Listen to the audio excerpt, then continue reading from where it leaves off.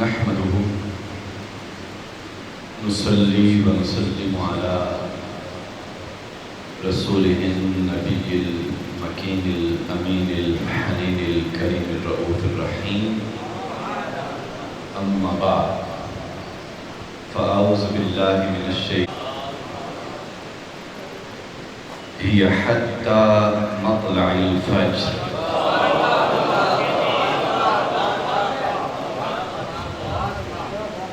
صدق اللہ العظیم.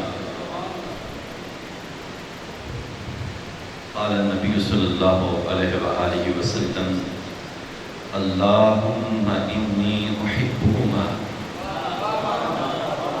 فاحبہما من یحبہما. آمین. صدق اللہ العظیم و صدق رسولہ النبی الکریم.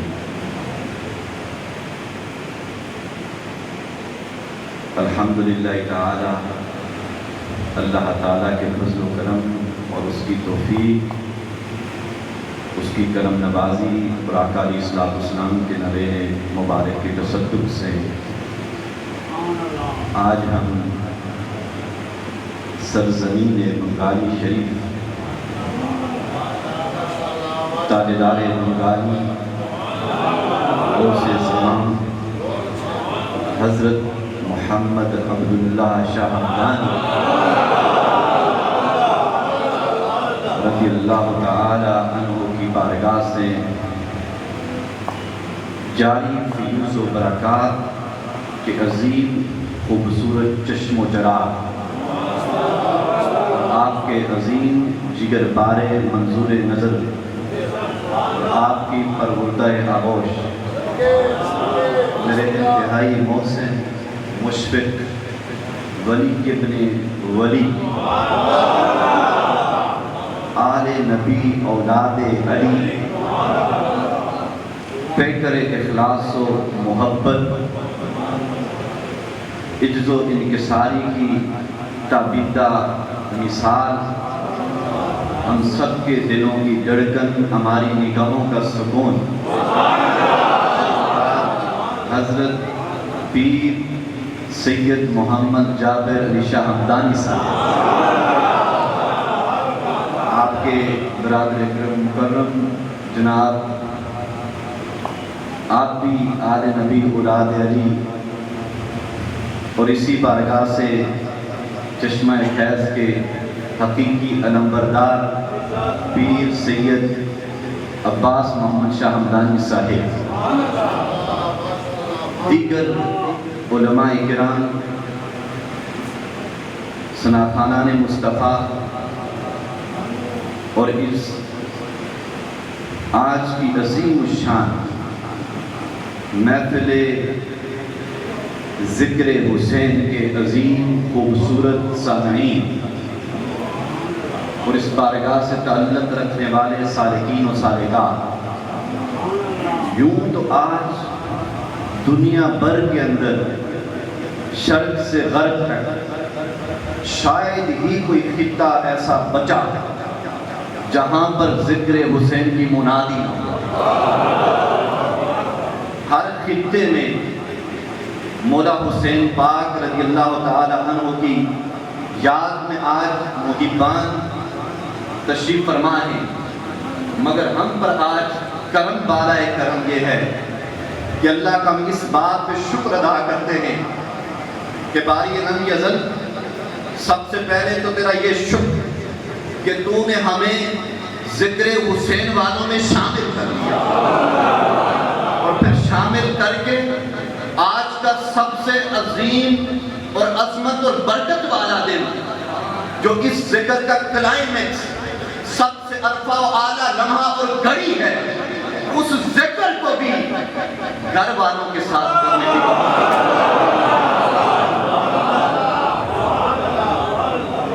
بات. یہ کام تو گھر والوں کا تھا، گھر والے ہی کر سکتے تھے. یہ کام تو گھر والوں کا تھا، گھر والے ہی کر سکتے تھے. کربل میں جس دن اسلام بچانا.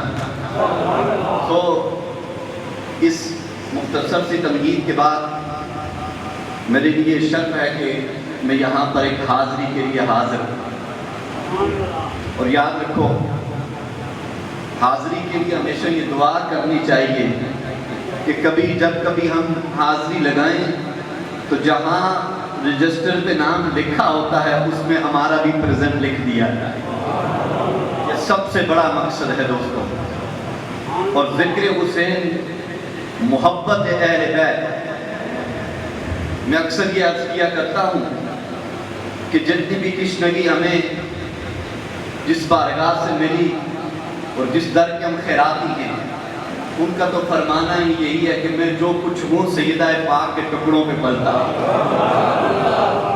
تو دوستو ایک بات ہمیشہ ذہن میں رکھیں، اگر آپ نے کبھی یہ چیز جج کرنی ہو اور اپنے آپ کو دیکھنا ہو کہ اللہ تعالیٰ مجھ سے راضی ہو کر مجھ پہ اپنی رحمت نازل فرما رہا ہے یا نہیں، یعنی کبھی یہ چیک کرنا ہو اپنے آپ کو کہ اللہ تعالیٰ مجھ سے راضی ہو گیا ہے، تو یہ بات بڑی سننے اور سمجھنے والی ہے ایک جملے کے اندر۔ زندگی میں کبھی آپ یہ سوچیں اور سمجھیں، کبھی تنہائی میں، کبھی خلوت میں، کبھی جلوت میں، کسی بھی لمحے یہ دھیان آئے کہ میرا رب مجھ سے راضی ہے یا نہیں، تو زیادہ پریشانیوں میں، طوفانوں میں اور سوچوں میں گم ہونے کی ضرورت نہیں، فقط ایک نگاہ جھکائیں اور دل کی تختی کی طرف دیکھے۔ خدا کی عزت کی قسم، اگر تمہارے دلوں کی تختی پر نام حسین لکھا ہے، اگر تمہارے دلوں کی تختی پر امام حسن مجتبی کا نام لکھا ہے تو جان لو کہ رب راضی ہو گیا ہے۔ اگر تمہارے دلوں کی تختی پر سیدہ پاک کی محبت، آپ کے ادب اور حیا لکھ دیا گیا ہے تو جان لو کہ رب کی رحمت نازل ہو چکی ہے۔ تمہارے دل کی تختیوں پر اگر پنجتن پاک کا نزول ہو چکا ہے تو جان لو کہ رب نے انعام کر دیا۔ کبھی بھی نمازوں کے سجدوں میں اللہ کی رضا نہیں ہے، یہ بات ذہن میں رکھیے گا۔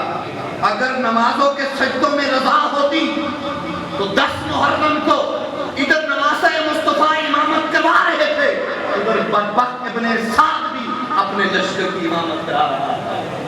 سجدوں میں رضا نہیں ہے، یہ عبادت ہے۔ حج میں رضا نہیں ہے، عبادت ہے۔ روزے میں رضا نہیں ہے، روزہ عبادت ہے۔ زکوٰۃ میں رضا نہیں ہے، زکوٰۃ عبادت ہے۔ صدقہ، خیرات، علم، عمل، دنیا کی کوئی بھی نیکی کر لو، یاد رکھو اس کو عبادت کہا گیا، رضا نہیں۔ رضا تو انعام ہوتا ہے عبادت کا۔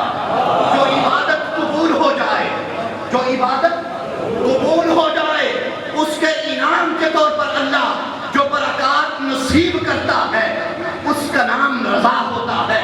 اور جب کبھی اللہ کسی کی نماز کو قبول کر لے، کسی کی نیکی کو قبول کر لے، کسی کے چلن کو قبول کر لے، اور جب کوئی اللہ تعالیٰ کی نگاہوں میں مقبول ہو جائے تو یاد رکھو اس کی مقبولیت کی ایک نشانی ہے کہ وہ اس وقت تک اللہ کی نگاہوں میں نہیں آتا جب تک وہ نگاہ حسین میں جج نہ جائے۔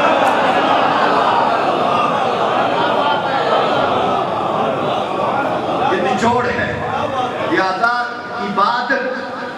عبادت کا اجر اپنی جگہ، ہم اجر والے نہیں ہیں، ہم انعام والے ہیں۔ انعام والے ہیں، کرم والے ہیں۔ اور یاد رکھیں، کیونکہ آپ کی توجہ سے ایک بات ذہن میں آئی، کلاس میں کتنے اسٹوڈنٹ ہوتے ہیں، کیا انعام ہر ایک کو ملتا ہے؟ انعام ہر ایک کے لیے نہیں ہے۔ انعام وہ ہوتے ہیں جو ٹاپ کر لیتے ہیں، چند لوگوں کے لیے انعام رکھ دیا جاتا ہے۔ یہ بھی ذہن میں رکھ لیں، بنگالی شریف سے لے کر پوری دنیا تک نگاہ دورائیں، بسنے والے بہت ہیں مگر جن کو ذکر حسین کے لیے چنا گیا وہ نہیں۔ اللہ جانتا ہے، اللہ کے گھر میں ہیں، اور ہم نے جتنی ٹوٹی پھوٹی دین کو پڑھا سمجھا جہاں تک گئے۔ اور میں تو اکثر عرض کیا کرتا ہوں، اللہ تعالیٰ نے مجھے براہ راست جامعۃ الازہر کی اس تحریر پہ کھڑا کیا۔ میں کہا کرتا ہوں کہ سارے لقب چھن جائیں الازلی کا لقب لگا رہے صرف اس لیے کہ الازہر کی نسبت سیدہ زہرا کے پاس 1100 سال سے لنگر چل رہا ہے، اور بندہ نچیز جو آپ کے سامنے کھڑا ہے وہ اس تحریر کے ٹکڑے کھا کر آیا ہے۔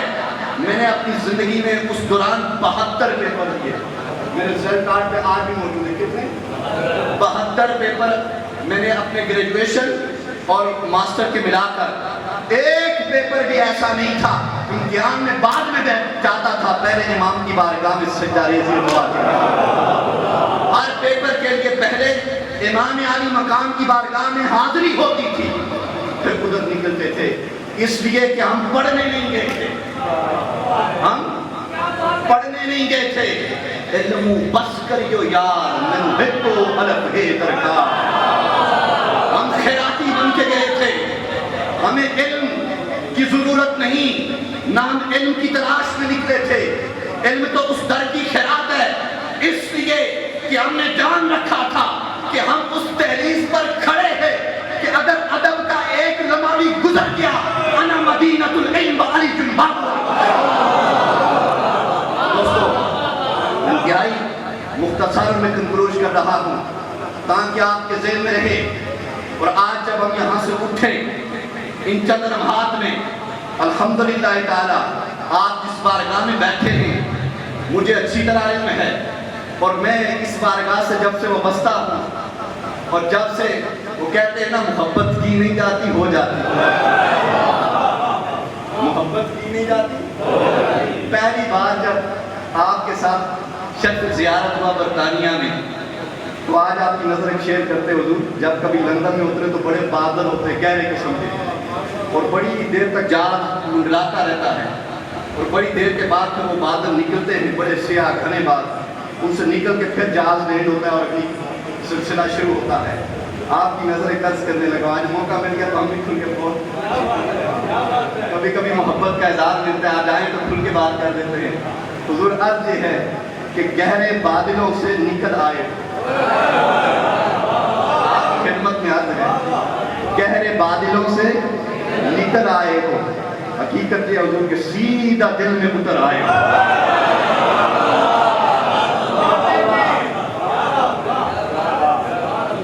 ہمارا تو روزمرہ کا کام ہے، لیکن ایسی بارگاہیں قسمت سے آج کل میسر، آج کے اس فتن دور میں تو اللہ تعالیٰ ہمیں اسی بارگاہ میں رکھے۔ یہ سب ذکر حسین ہے۔ ایک سوال کروں آپ سے، جواب آپ نے دینا ہے۔ 14 صدیوں کے بعد، کیا 14 صدیاں بیت گئی ہیں، چہرے کی زیارت کریں، سال سے جانتے ہیں، میرا صرف ایک سوال ہے، 14 صدیاں بیت جانے کے بعد ایک سید زادہ آل نبی آپ کے سامنے جلوہ گر ہے، ان کے نورانی چہرے اور اشک بار آنکھوں کو منظر دیدنی دیکھ کر ذرا توجہ کیجئے، اگر جابر ایسا ہے تو حسین کیسا ہے؟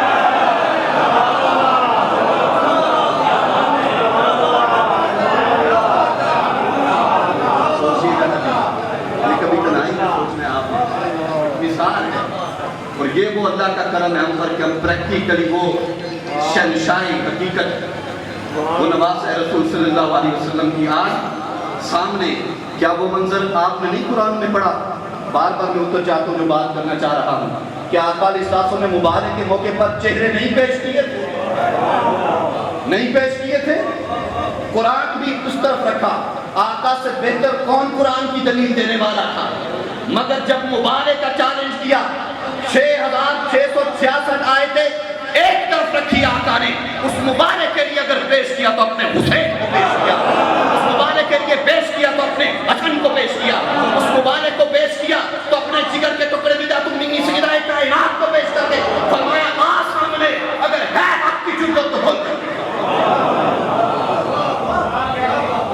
دوستو آج حسینی عرض میں کر رہا تھا کہ دربار حسینی، کیا دربار حسینی، اور آج ان چند لمحوں میں یہ فیصلہ کن مارکہ ہم نے اٹھ کر لے کے جانا ہے انشاءاللہ۔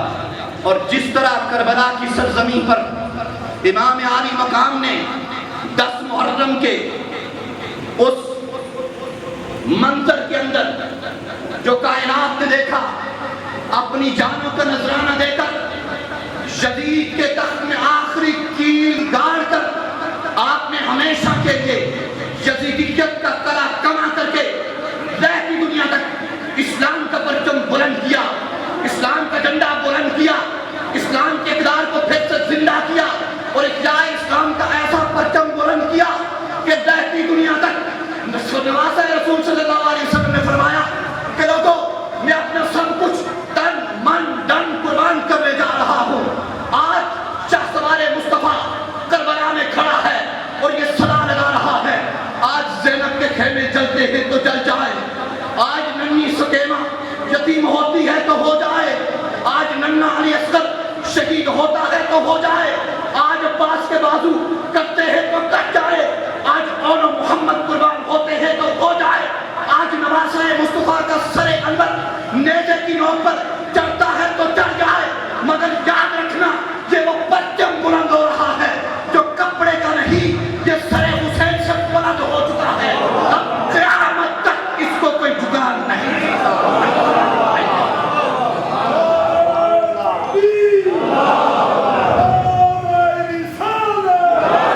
آج کا خارجی اور ناصبی یہ سن لے اور نام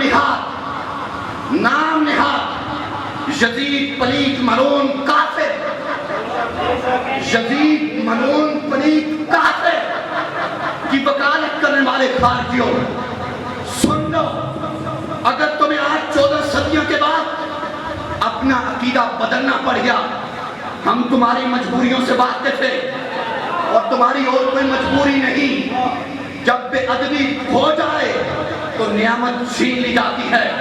ختم اللہ علی قلوبہم وعلی سمعہم وعلی ابصارہم، جب تمہارے دلوں پر بھی مہر لگے، جب تمہاری آنکھوں پر بھی مہر لگے، جب تمہارے سینے پر بھی مہر لگے، پھر بھی تم کہتے ہو کہ نہیں یزید قاتل نہیں، تو پھر بتاؤ سیدہ پاک سیدہ زینب سلام اللہ علیہا کے خیمے جلانے والا کون تھا؟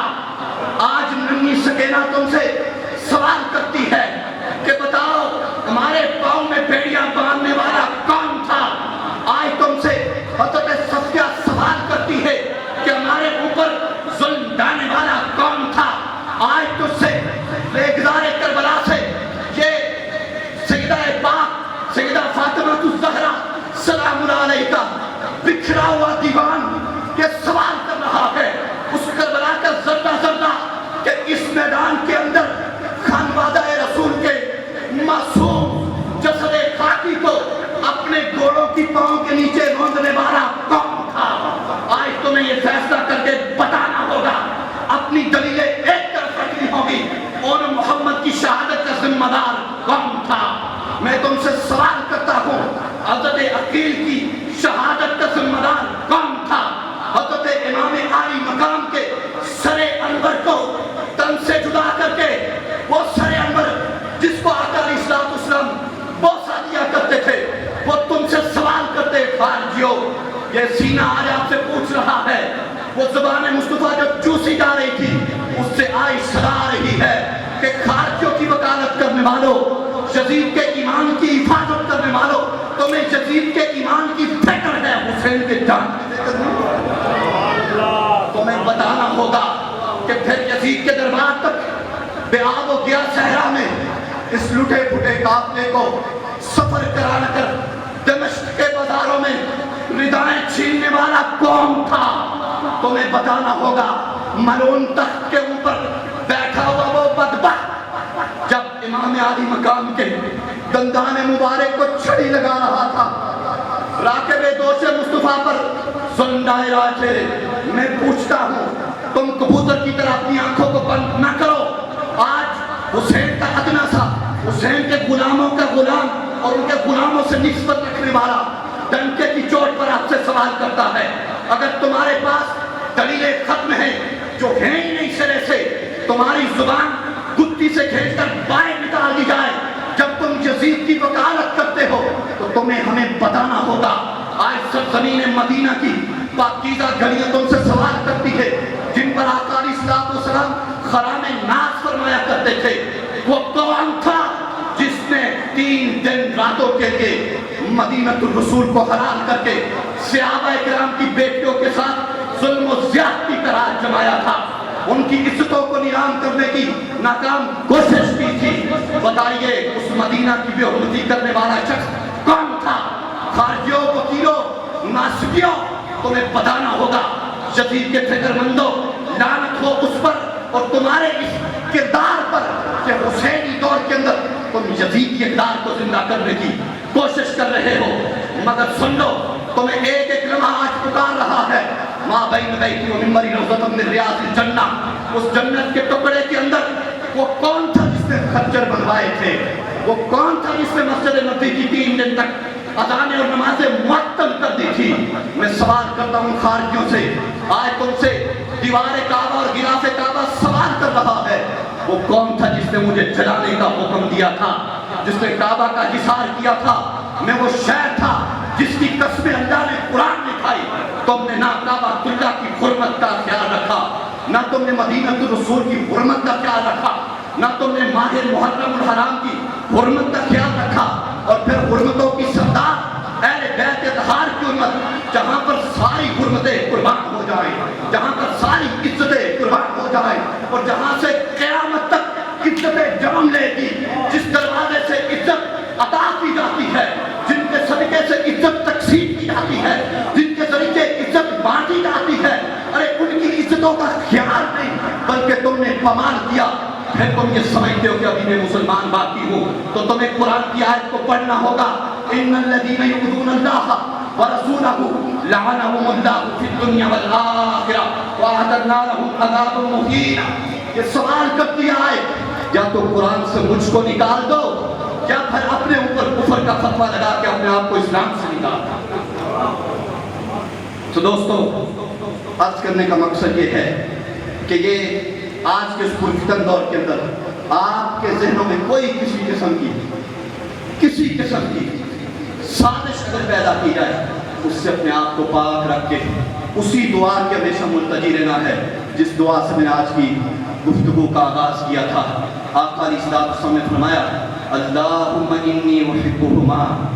आपने इमाम हसन और हुसैन को अपनी गोद में लिया और यूं हाथ उठाकर अर्ज़ की बारी ताला, अल्लाहुम्मा इन्नी उहिब्बुहुमा, या अल्लाह मैं इन दोनों से मोहब्बत करता हूँ। उहिब्बुहुमा, या अल्लाह तू भी इनसे मोहब्बत कर। मन उहिब्बुहुमा, और जो कोई उनसे मोहब्बत करता है उनसे भी मोहब्बत। इस दुआ के मुल्तजी बन के आइए आज 10 मुहर्रम की इन खूबसूरत और बाबरकत सातों में आपकी खिदमत में आखिरी नमाज़ में चंद गुजारिशात कर रहा हूँ। दोस्तान मोहतरम, यह हत्ता मतलाइल फज्र, कुरान ने 3 लोगों का जिक्र किया है और 3 ही इस्तिक्साल के बड़े नुमाइंदे थे। आज आपको पता चलेगा कि क्या वजह थी इमाम हुसैन करबला में किस शय के सामने डट के खड़े हुए। और ये कोई आसान नहीं होता जिस तरह डटे, वो मंजर मैं आपके सामने रखने जा रहा हूँ, मगर आपकी तवज्जो चाहूँगा। 3 लोगों का अल्लाह ने कुरान में जिक्र किया है जो इस्तिक्साल, डिक्टेट, एक्सप्लॉयशन जिसे कहा जाता है, इस्तिक्साली नुमाइंदे थे। एक फिरौन, दूसरा नमरूद, तीसरा कारून। सुन लीजिए, आज फिरौन मुआशरती इस्तिक्साल का नुमाइंदा था, सोशल डिक्टेटर, सोशल एक्सप्लॉयशन जो करने वाला शख्स था, जो मुआशरती बुराइयों का मुआशरे में राज चाहता था। फिरौन की फितरत थी वो बेटों को ज़िबा करता और बच्चियों को जिंदा रखता ताकि मुआशरे में बुराई फैले। हर किस्म की बुराई उसने आम कर रखी थी। उसके बाद नमरूद था। नमरूद पॉलिटिकल डिक्टेटर था, वो सियासी इस्तिक्साल का बड़ा नुमाइंदा था। मैं आपको पूरा इंसाइक्लोपीडिया दे रहा हूँ, क़सस अंबिया में इन डिटेल लिखा, आप समझते जाए नमरूद कौन था, फिरौन कौन। वो सियासी डिक्टेटर था, यहाँ तक कि वो लोगों को कहता था मेरे पास आने से पहले सजदा करवाना रब्बुकुमुल आला, मैं तुम्हारा सबसे बड़ा खुदा हूँ। सैकड़ों ऊँटों पर अपने खजानों का राज करके लोगों पर जुल्म करता था। मुख्तसरन अर्ज़ कर रहा हूँ। उसके बाद कारून था। कारून फाइनेंशियल डिक्टेटर था, वो मुआशी इस्तिक्साल का नुमाइंदा था। लोगों की दौलत को अपने अंदर हड़प कर लेता और सारी दौलत जमा करता, फिर लोगों को कर्ज देता, सूद के ऊपर देता, ताकि कोई भी शख्स عزت کے ساتھ کبھی جی نہ سکے، ساری زندگی اس کا غلام بن کر رہے۔ تینوں کی خصلت میں یہ تھی کہ یا تو پولیٹیکل ڈکٹیٹر بن کے، یا فائنینشیل ڈکٹیٹر بن کے، یا سوشل ڈکٹیٹر۔ جیسے میں نے کہا فرعون سوشل ڈکٹیٹر تھا، نمرود پولیٹیکل ڈکٹیٹر تھا، اور قارون فائنینشیل ڈکٹیٹر تھا۔ ہر ایک کی ڈکٹیٹرشپ یہ چاہتی تھی کہ اس کے ذریعے میں لوگوں کو اپنا غلام بنا کر ان کے اوپر ساری زندگی راج کروں۔ یہ تین خصلتیں ان تین بادشاہوں کے اندر پائی جاتی تھی۔ جب فرعون اپنی یہ سازشیں لے کر اور یہ ڈکٹیٹرشپ لے کر باہر نکلا تو وہ لوگوں کے سامنے جب ظلم ڈھانے لگا، یاد رکھ لیجئے یہ حتی مطلع الفجر، ہر شام کے بعد ایک نوید صبح ہوا کرتی ہے۔ اللہ تعالیٰ نے اعلان فرما دیا کہ ہے موسیٰ علیہ السلام تیار ہو جائیے، اب اس فرعون کی تنابیں کھینچی جانے والی ہیں، اب اس کا قلع کمر کیا جانے والا ہے۔ اذهبا الى فرعون انه طغى، اے موسیٰ لے ہارون کو اپنے ساتھ اور اس طاغوتی سامراجی فرعون کے سامنے ڈٹ کر کھڑا ہو کر اس کو نیست و نابود کر کے ہمیشہ کے لیے عبرت کا نشان بنا دے۔ موسیٰ علیہ السلام کے ذریعے فرعونیت کا ہمیشہ کے لیے خاتمہ کر دیا گیا۔ نمرود آیا، نمرود نے اپنی ڈکٹیٹرشپ کی، اللہ تعالیٰ نے اس کے خاتمے کے لیے ابراہیم علیہ السلام کو نازل فرمایا، حق کا بندار بنا کر، حق کا نمائندہ بنا کر۔ ابراہیم علیہ السلام نے اس کے سامنے جب حق کا کلمہ بلند کیا، اس نے مقابلہ کرنے کی کوشش کی۔ اللہ تعالیٰ نے اعلان فرمایا ابراہیم تیری ذمہ داری ہے، اب نمرود کی تنابیں کھینچی جائیں گی، اب اس کے ظلم کی رات ڈلنے والی ہے، جا اس کو واصل جہنم کر دے۔ تاریخ میں دیکھا ابراہیم علیہ السلام نے نمرود کو واصل جہنم کیا۔ قارون کا وقت آیا، قارون کو واصل جہنم کرنے کے لیے موسیٰ علیہ السلام کی ایک دعا کافی تھی۔ اعلان ہوا یا حتی مطلع الفجر، قارون سے ڈرنا نہیں، موسیٰ آ گیا ہے، اب پھر ظلم کی شام ڈل کر صبح آنے والی ہے۔ اس طرح فرعون، نمرود اور قارون تین الگ الگ استقصالی نمائندے تھے۔ دوستو یاد رکھ لو، ایک جملے کے اندر پوری بات کر کے آپ کو اس بدبخت کا تعارف پیش کر رہا ہوں جو کسی تاریخ کے قابل نہیں، ملعون پلید کافر شخص یزید وہ شخص تھا جو ایک ہی وقت کے اندر اپنی پولیٹیکل ڈکٹیشن بھی چاہتا تھا، ایک ہی وقت کے اندر اپنی فائنینشیل ڈکٹیٹرشپ بھی چاہتا تھا، ایک ہی وقت کے اندر وہ سوشل ڈکٹیٹر بھی بننا چاہتا تھا۔ اس کے اندر فرعونیت بھی تھی، اس کے اندر قارونیت بھی تھی، اس کے اندر نمرودیت بھی تھی۔ یہ تین قسم کی برائیاں جمع ہو کر کسی شخص کو دیکھنا ہو وہ ایک یزید تھا۔ اب ضرورت اس امر کی تھی کہ ایسے بت کو پاش کرنے کے لیے پہلے تو ایک فرعون اور سامنے موسیٰ، ایک نمرود تو سامنے ابراہیم، ایک قارون تو سامنے ایک موسیٰ، اب تین یہ ساری ملکیں لے کے آیا۔ اللہ نے فرمایا کہ گھبرانا نہیں، یہ بدبخت آئے گا ان سازشوں کے ساتھ، ان پلیتیوں کے ساتھ، مگر گھبرانا نہیں۔ کئی سال پہلے مصطفیٰ کی گود میں حسین کو تیار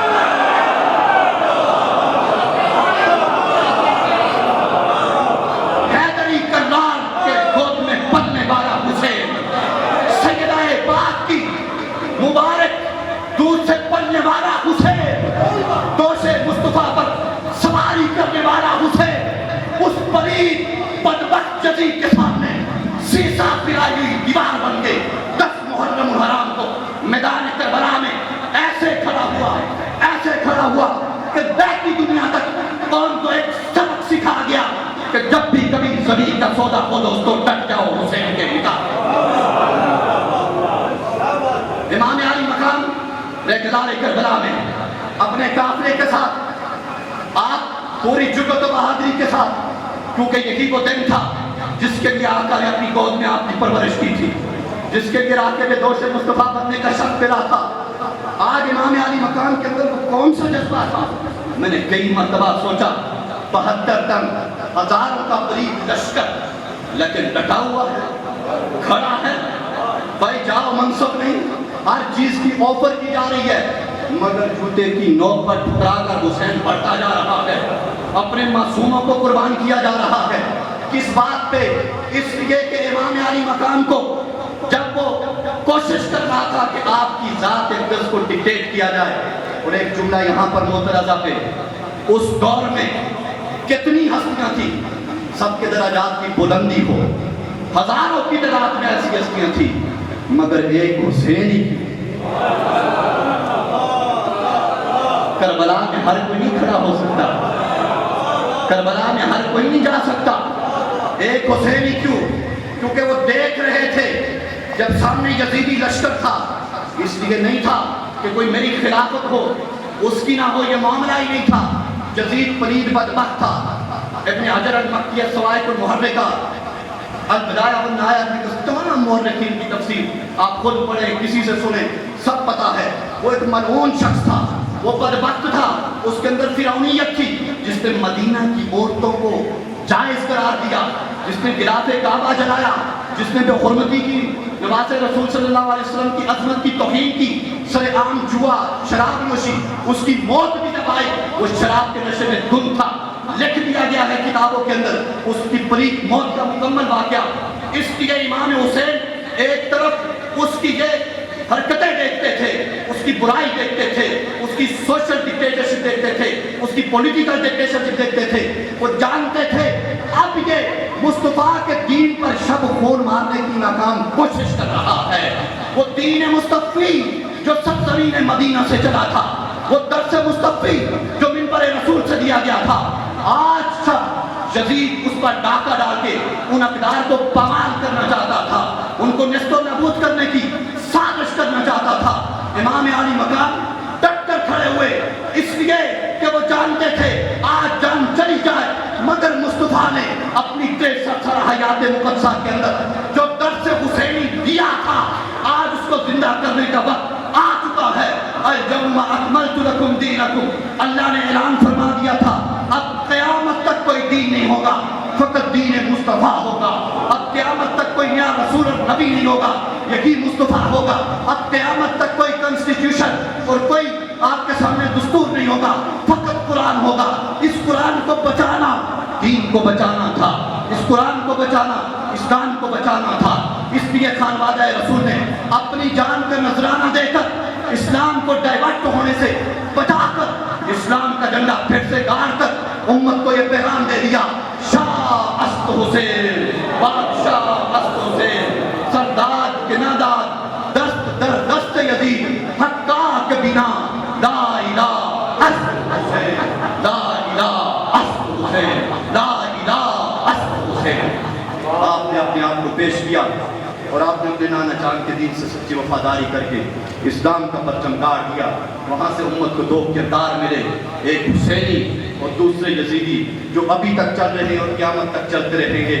لیکن میرا پیغام یہ ہے دوستو کہ اس دامن سے وابستہ رہنا ہے۔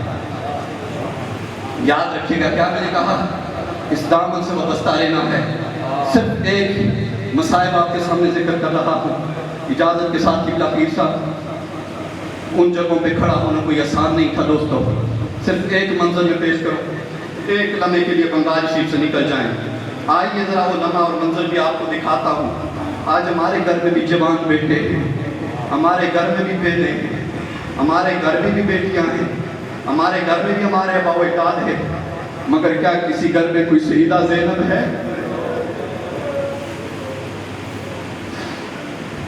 ہماری بیٹیوں میں کوئی سیدہ سکینہ ہے؟ بولیے۔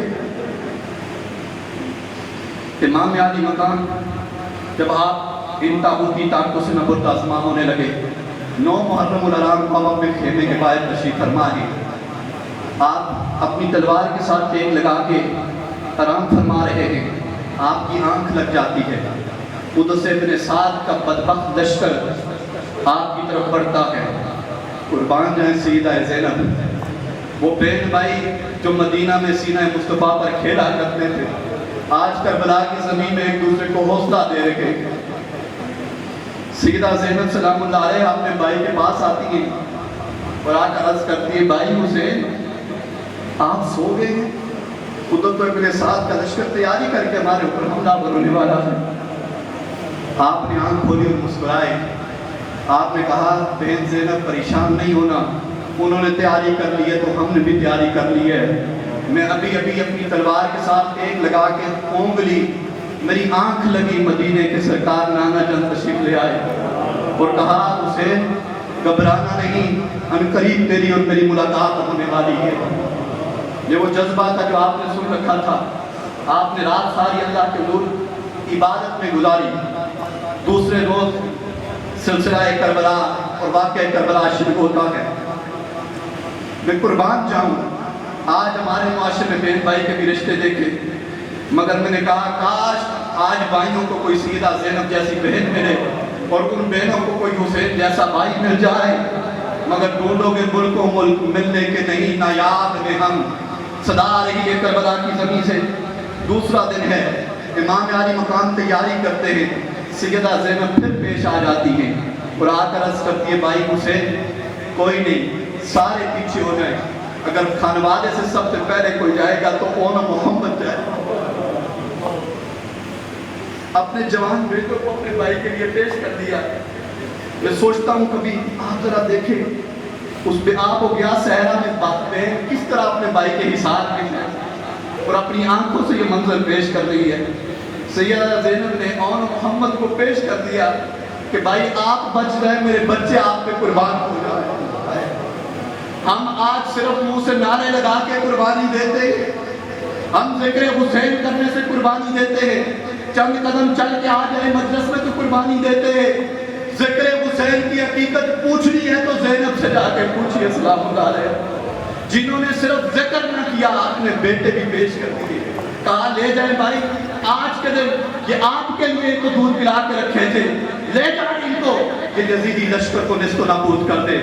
اس کے بعد ایک اور جو واقعہ میں آپ کے سامنے ان ڈیٹیل تو بہت بڑا ہے، حضرت علی اکبر رضی اللہ تعالیٰ عنہ یہ منظر بھی اس کائنات نے دیکھا اور آسمانی دنیا نے یہ منظر دیکھا ہوگا۔ روایات کے اندر آتا ہے کہ امام علی مقام نے اپنے جوان بیٹے امام علی اکبر رضی اللہ تعالیٰ عنہ کو پاس بلایا، گلے سے لگایا، آپ کو روانہ جب کرنے لگے آپ کی آنکھیں یقیناً اشکبار تھی، کیونکہ امام علی اکبر کی جو شکل مبارک تھی وہ ذات مصطفیٰ سے ملتی۔ آپ نے کہا بیٹا آپ تو میرے وہ بیٹے ہو جس کو دیکھ کر میں آقا علیہ السلام کی یادیں تازہ کرتا تھا۔ آپ نے تھاپڑ دی اور کہا حیدر کرار کے بیٹے رخصت ہو جا ان کو کچلنے کے لیے۔ آپ میدان میں اترے، کئی یزیدیوں کو واصل جہنم کرنے کے بعد آپ کی سانس پھولی ہوئی تھی۔ یہ منظر دیکھیے گا ذرا، سانس پھولی ہوئی تھی، واپس اپنے بابا کے پاس گھوڑا بگاتے ہوا ہے اور آ کر علی اکبر عرض کرنے لگے بابا جان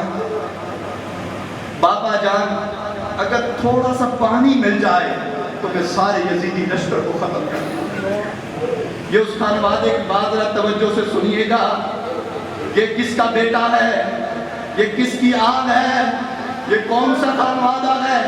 3 دن بیت چکے، نہ پانی نہ کھانا، سب بھوکے پیاسے۔ اس پیاس میں آ کر علی اکبر اپنے بابا جان سے یہ عرض کرتا ہے بابا جان پانی کا ایک گھونٹ مل جائے باقی یزیدیوں کو بھی واصل جہنم کروں، قربان جائیں۔ والد گرامی پر امام حسین کے دل پر اس وقت کیا گزری ہوگی، کیا بیتی ہوگی۔ آپ نے انہیں گلے سے لگایا، کہا بیٹا پانی تو نہیں ہے، آج وہی سنت ادا کرتا ہوں جو مصطفیٰ میرے لیے کیا کرتے تھے۔ آپ نے امام علی اکبر کو اپنی پاس اپنی گود میں لیا، آپ کا سر انور اپنی گود میں یوں رکھا، کہا بیٹا منہ کھولو، آج وہ زبان چساتا ہوں جو مصطفیٰ مجھے چساتا۔ یہ کربلا کے صحرا میں اس ریگنار کے اندر یہ خانوادہ رسول ہے، یہ سیدہ پاک کا بکھرا ہوا دیوان اپنی ایک نئی تاریخ لکھ رہا ہے سرزمین کربلا میں۔ نعرہ تکبیر، نعرہ رسالت، نعرہ حیدری۔ یہ جس ہستی کا ذکر ہو رہا ہے قبلہ سید عباس محمد شاہ صاحب، مخدوم عباس محمد شاہ صاحب ہمدانی، آپ جس نمے تشریف لائے ہیں وہ نمہ بڑا قیمتی ہے۔ اس ذکر میں آمد کے بھی وقت ہوا کرتے ہیں، اس ذکر میں اس مجلس میں آمد کے بھی وقت ہوا کرتے ہیں۔ حضور آپ کی جلوہ گری اس وقت ہوئی ہے، آپ اس وقت اس مجلس کی زینت بنے ہیں جس وقت ہم امام علی مقام کے لخت جگر امام علی اکبر کی بات کر رہے تھے، اور آج پھر وہ علی اکبر کی صدائیں اس دین کی حیات کے لیے پکار رہی ہے۔ آج پھر وہ صدائیں اس دین کو زندہ کرنے کے لیے دعوت دے رہی ہے۔ میں سلام پیش کرتا ہوں آپ کی ذات اقدس کو، آپ کے خانوادے کو، کہ آپ ان ہستیوں کی وفاداری کے ساتھ اس علم کو پھر سے بلند کر رہے ہیں، اور علی اکبر رضی اللہ تعالیٰ عنہ کی صداقت جواب دے کر بنگالی شریف سے پھر حسینی پرچم کو بلند کیا رہا۔ اس کو کبھی کوئی سب نگو نہیں کر سکتا جب تک یہ چشم و چراغ اور یہ خانوادہ زندہ ہے، قیامت تک یہ پرچم بلند ہوتا رہے گا۔ آپ نے وہ زبان چسا کر امام علی اکبر کو روانہ کر دیا۔ دوستان محترم، اس کے بعد جو منظر تھا وہ کائنات ابن عساکر نے لکھا کہ تھوڑی دیر کے بعد آپ کی شہادت ہو گئی۔ آپ اپنے جوان بیٹے کی لاش کٹی ہوئی، ٹکڑے ٹکڑے کیے ہوئے اپنی چادر کے اندر اٹھا کے لائے۔ لکھا جاتا ہے، کئی بار آپ نے سنا، لیکن یہاں پر میں جملہ کوٹ کروں گا سیدہ سکینہ کا، جب آپ لاش اٹھانے گئے اپنے بیٹے کی، آپ کے سارے بال سیاہ تھے، واپس لوٹے تو داڑھی سمیت آپ کے بال سفید ہو چکے تھے۔ سکینہ کہنے لگی سیدہ زینب رضی اللہ تعالیٰ عنہ سے، پھوپھی جان آج میرے بابا بوڑھے ہو گئے، آج بابا بوڑھے ہو گئے۔ تو دوستو، محبت کا فقط یہ دم نہیں بھرنا ہوتا، اس خانوادے نے ہم پر تھوڑا احسان نہیں کیا ہے، ہماری نسلوں پر تھوڑا احسان نہیں کیا ہے، ہمارے اوپر تھوڑا کرم نہیں کیا ہے، اور پھر بات ختم یہاں تک نہیں ہوئی، اپنی جان کا بھی نذرانہ دیا، بلا یہاں تک کہ سیدہ پاک کے زینب آپ کے خیمے کو جلایا گیا آپ کے سامنے۔ میں آتے ہوئے ایک چیز بڑے توجہ سے سوچ رہا تھا، ہمارے گھروں میں بھی ماتم ہوتے ہیں یار، ہوتیاں ہوتی ہیں، لیکن اس پہ دردی کے ساتھ حج پہ آپ چلے اور کربلا پہنچے، سیدہ پاک سیدہ زینب سلام اللہ علیہ، آپ کی عظمت کو سلام، آپ کے جذبوں اور بلبلوں کو سلام۔ مگر میں سوچ رہا تھا کہ جب ساری شہادتیں ہو گئی اور آپ کے سامنے آپ کے بچوں کو بھی گھوڑوں کی سمن تلے روت آ گیا، وہ سارا منظر دیکھ کر اس وقت سیدہ زینب پہ کیا بیتی ہوگی، پہ آپ کو بیاہ صحرا میں کیا بیتی ہوگی، اور آپ اس وقت ایک جملہ کہہ رہی تھی جاتے ہوئے امام حسین کو کہ کاش میں آج زندہ نہ ہوتی، میری آنکھیں حسین کو شہید ہوتے نہ دیکھتی اپنے بھائی کو، مگر یہ درد سہنا تھا، ان پہ کیا بیتی ہوگی اس صحرا کے اندر، دشت کے اندر۔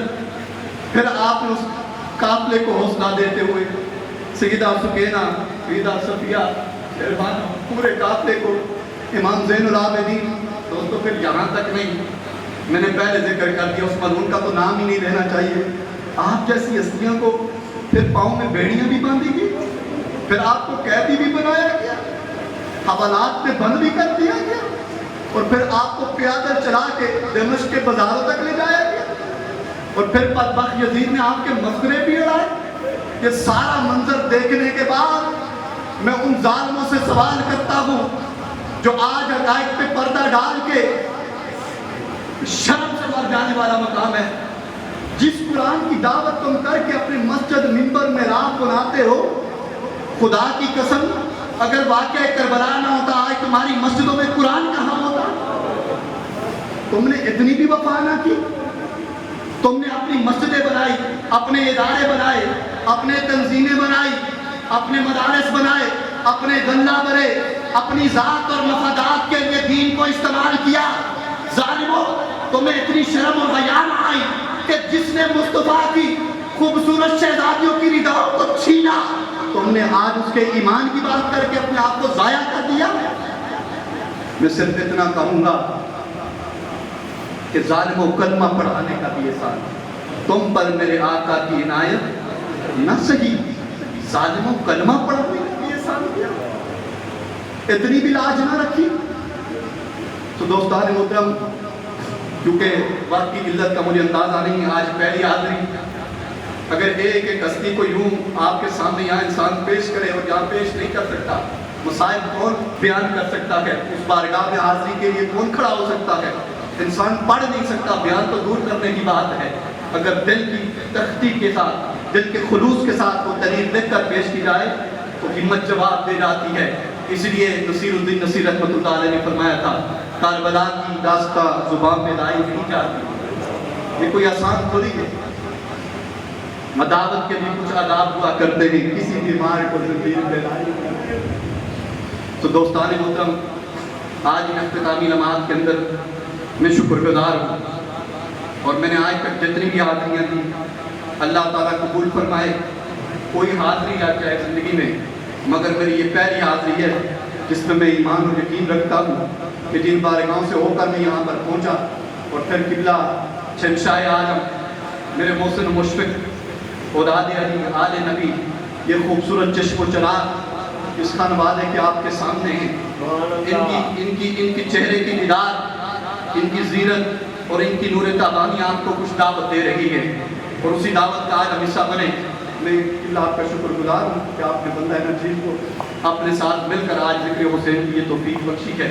میں تمام علماء اکرام اور یہاں پہ بیٹھے ہوئے تمام اس بارگاہ سے منسلک دوستوں کا شکر گزار ہوں، دعا گو ہوں، اور انشاءاللہ یہ دعا تو ہم یہاں کرنے آتے ہیں کہ تاجدار بنگالی شریف کی یہ خوبصورت کاوش اور آپ کا فیض مبارک اس نسل در نسل قیامت تک یہ فیض یوں ہی جاری و ساری رہے، اور ہماری نسلیں، ہماری اولادیں نسل در نسل قیامت تک اس خانوادے کے ادب میں زندہ و تابندہ رہیں۔ آخری بات مجھے اچانک ایک یاد آئی حضور اس خانوادے کے لیے، ابن الجوزی رحمۃ اللہ علیہ، آپ نے ایک کتاب میں واقعہ میں کیسی وفا رکھنی ہے سادات کے ساتھ، اور جو رکھ لیتا ہے وہ پا جاتا ہے۔ سنیے گا ذرا واقعہ امام ابن الجوزی، آپ اپنی کتاب البر والصلہ، یہ کتاب کا بھی بڑی خوبصورت کتاب ہے، اس میں ایک واقعہ نقل کیا کہ خیرات میں ایک نوجوان سید زادی ہے، وہ جو سید زادی ہے ان کے شوہر وصال فرما جاتے ہیں اور وہ بیوہ ہو جاتی ہیں۔ وہ ان کی نوجوان چھوٹی چھوٹی بچیاں ہوتی ہیں، وہ اپنی بچیوں کو لے کر سمرقند میں روانہ ہو جاتی ہیں کہ میں ان بچوں کے لیے کہیں سے رزق تلاش کروں۔ بڑی سننے والی بات ہے، یہ آج کی اس گفتگو کا لب لباب آپ کی خدمت میں عرض کر رہا ہوں۔ ابن الجوزی نے لکھا اس بات کو بڑا خوبصورت کر کے، آپ فرماتے ہیں کہ وہ شہزادی جو بیوہ ہو گئی سید زادی، وہ رزق کی تلاش میں اور بچوں کی بہتری کے لیے سمرقند روانہ ہو جاتی ہے۔ آپ سمرقند میں پہنچی تو آپ نے لوگوں سے پوچھا کہ یہاں کا رئیس کون ہے تاکہ میں کوئی رات گزار دوں کہیں پر۔ ہائے یہ یتیمی، یہ مسکینی، یہ غریبی تو کربلا سے اہل بیت کے ساتھ ہے دوستوں، یہ تو اللہ کی طرف سے عطا ہے، مگر ہمارے اوپر ایک بہت بڑا امتحان ہے جو ہم نے سمجھنا ہے کہ اس بارگاہ کے حقوق کہاں ہیں۔ یہ ہماری بخشش کا سما ہے یہ بارگاہ دوستو۔ وہ سید زادی جاتی ہیں تو وہاں پر ایک رئیس مسلمان ہوتا ہے اور ایک مجوسی ہوتا ہے جو آگ کی پوجا کرتا ہے۔ آپ نے پوچھا میں نے رات گزار دی اپنی بچیوں کے ساتھ، آپ نے اس مسلمان رئیس کا انتخاب کیا کہ چلے مسلمان ہے شاید میرا خیال رکھے گا۔ آپ اس کے پاس گئے اور کہا کہ اس طرح میں سید زادی، میں آل نبی ہوں، میں بنت مصطفیٰ کریم صلی اللہ علیہ وسلم کی آل سے چلنے والی ہوں، میری چھوٹی چھوٹی شہزادیاں یتیم ہو گئی ہیں، میں اس شہر سمرقند میں آئی ہوں پناہ لینے کے لیے تاکہ میں گزر بسر کر سکوں۔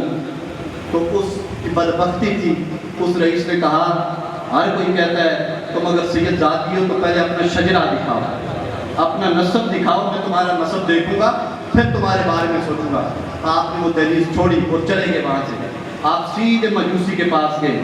اس مجوسی جو آگ کی پوجا کرنے والا تھا اس کو جا کر کہا میں ایک پردیسن سید زادی تمہارے شہر میں آئی ہوں اپنی معصوم بچیوں کو لے کر۔ اس مجوسی نے کہا اچھا، فوراً اپنی بیوی کو بلایا اور کہا اپنی بچیوں کو لے کر آ جاؤ، فوری ان کے لیے کھانا پکاؤ، ان کے لیے بستر لگاؤ، اور کہا جب تک تم چاہتے ہو میرے گھر میں قیام۔ اس مجوسی غیر مسلم آگ کی پوجا کرنے والے نے، ابن الجوزی نے اس واقعے کو لکھا ہے، اس نے پناہ دے دی رات کی۔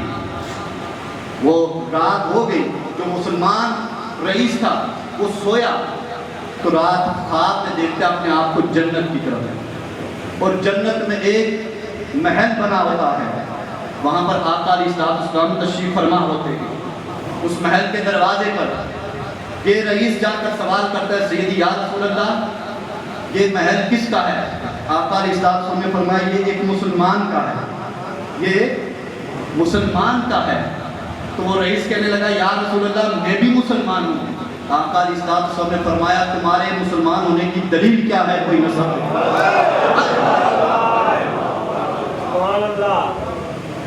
فرمایا بدبخت، کل جب میری सैयदजादी तुम्हारे पास बच्चों को लेकर आई, तुम उससे शजरा मांगते फिरते थे।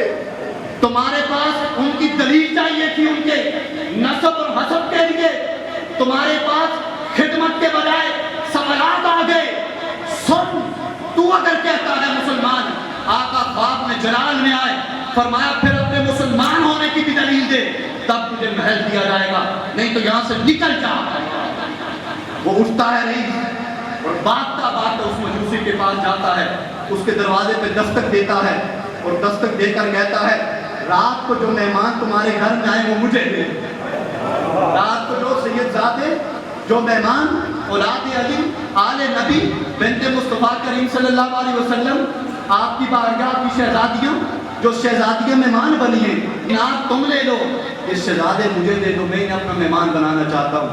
उसने कहा 300 क्या, अब 3 करोड़ दिनार भी लेके आ, जो कुछ हमने सौदा कर दिया वो। उसने कहा क्या है?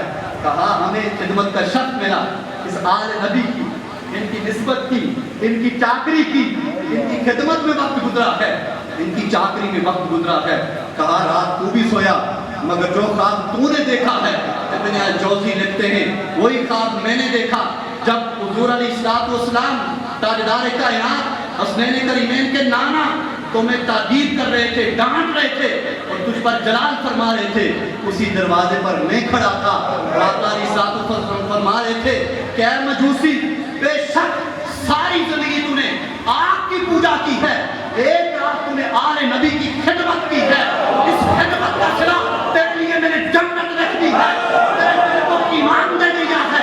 जा खोल इस महल का दरवाजा और जन्नत का।